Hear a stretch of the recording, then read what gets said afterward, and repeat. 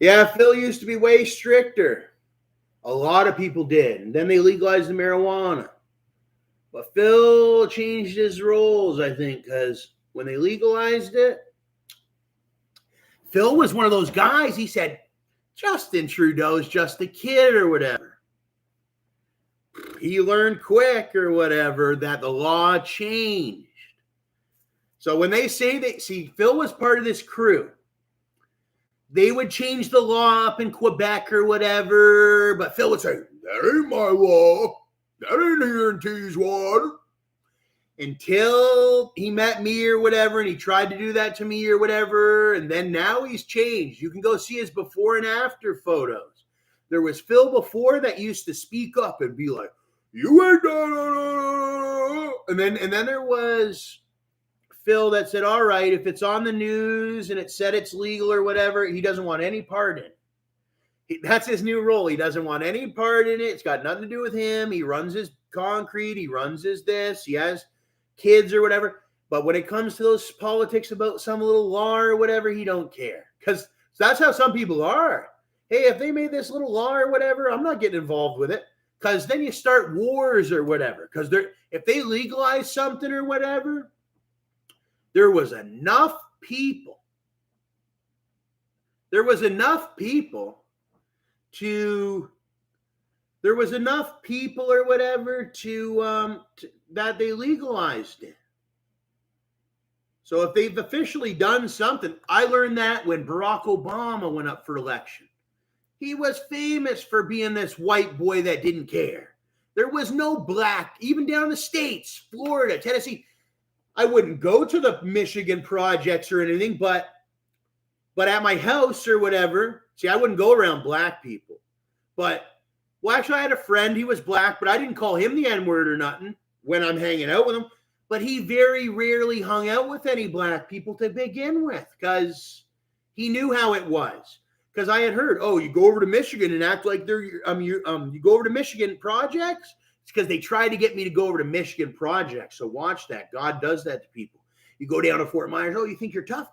Okay, meet the niggas at Michigan. Because white boys are like this. When they're born, yeah, I want to go over to Michigan projects and meet all the cool niggas and all that. But no, because then you get robbed. Actually, they robbed my brother Gotti, and I knew that. So then I knew that the second person, they were probably going to murk me. They were going to kill me so they kept inviting me over to Michigan projects. That's where Newly, Yo Baby, all that.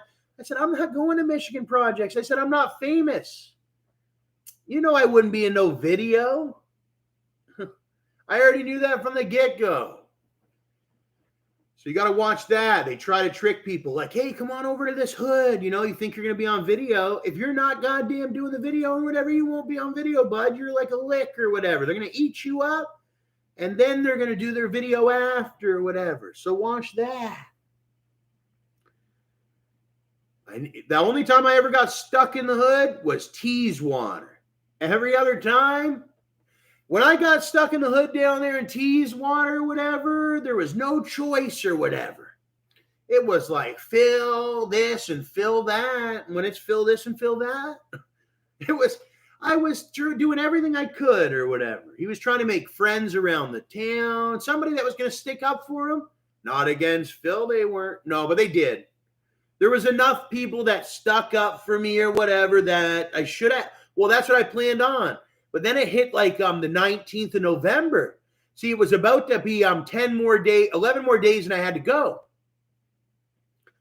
Whatever. It did end up like that. Whatever. But anyways, he lost a lot, but whatever. Anyways, Phil, he realized on the 19th of the month or something. Phil always wanted to get pepper sprayed.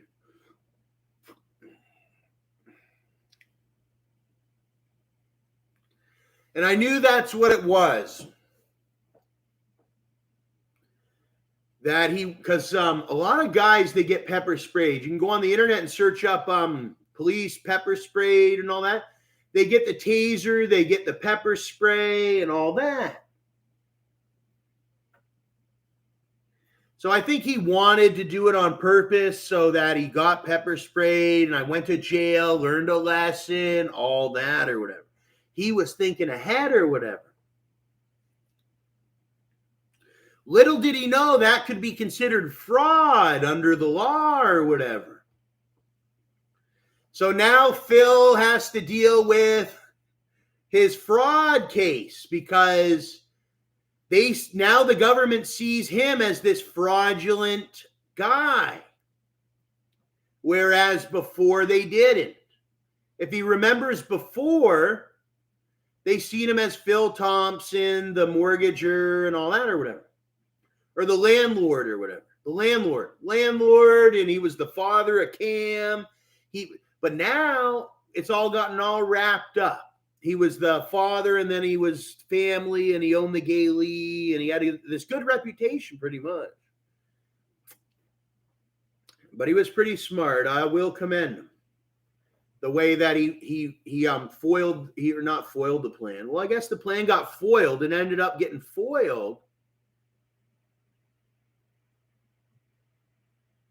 because Phil loved me, obviously. He did. But then I was all kookamani crazy in my head, I guess. Well, I think they drove me kookamani crazy because there was this murder in Edmonton. It was a double homicide, and they just kept like driving me kookamani crazy on it.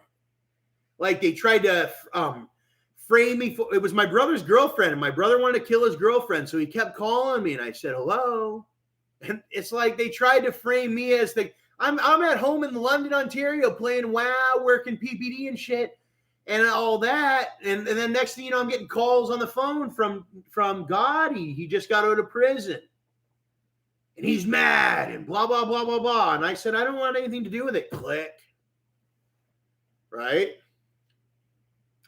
So then they were doing that. So then I was like, oh my God, this Gotti's going to fucking murder me or whatever. Because he was jealous of his little brother. Because I was the smart computer guy. I wasn't getting played by the girls. Bro, the girls are really bad. I just witnessed another one today try some like other thing.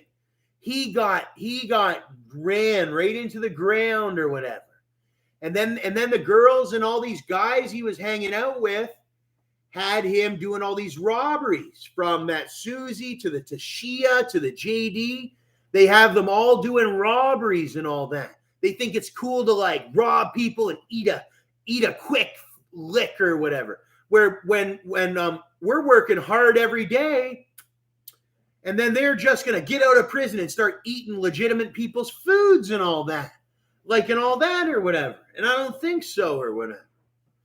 But it drove me crazy because I didn't even have a gun because my life was in danger. So I wasn't crazy. He was scared. He was scared for his life because there were men with weapons and they were raping and hurting people. So I wasn't crazy. He was being human trafficked. Literally, a man. Dude, when I came to Edmonton from Tennessee, I did not expect to be human trafficked. But I got human trafficked. Michelle got human trafficked by the same guy. His name's JD, Josh David, Edmonton. He's related to that E-Day who just got his fucking head blown off. He's related to a couple people that I hope are going to go to jail. His whole family's got to go to jail. Not just his dad, his brother, and his mom out in Edmonton. We're getting them in Chicago. We're getting them in Florida. We're getting them down on the island. Go look up E-Day and see if he's alive or dead. He looked just like JD. Mr. Potato fucking head or whatever. Fuck that nigga. Do something, nigga. Do something.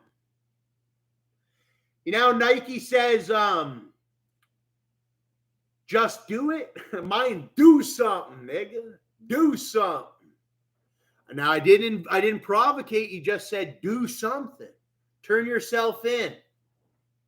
Turn yourself in, JD, for that double homie. And turn yourself in, E. And the one-eyed D. Turn yourself in before somebody has to fucking defend themselves against you. Turn yourself in to the police. Because nobody wants to have to kill you or shoot you or whatever. The police don't want to shoot you, and I don't want to shoot you neither. And we don't want to lose any more innocent people. And we don't want any more home invasions and bank robberies in Edmonton. That guy's the same guy that gets all these people to do bank robberies. He's smart. He lives in this this mansionaire thing in Edmonton. I don't know how he got this house or whatever. But I know he leaves the house without his rifle. He leaves the house, he's easily killable or whatever. A police sniper could get him any day of the week. He goes out clubbing all the time. He always eats at the restaurants and all that. The police snipers could get him no problem. He's such a bad guy, this guy. He ruins Edmonton. He's the reason why Edmonton is not sparkling the way it used to. I have an auntie that lives in gosh dang Edmonton, and I haven't even talked to her because of this guy. He's like Edmonton's most wanted. He scares everyone. He scares Jay Northside, the rapper. He scares everyone. His name's JD. Him and E, he's responsible for the murder of Irfan Qureshi and the Susie Tran. I don't give a goddamn. Get rid of him. Arrest him. Take him to jail.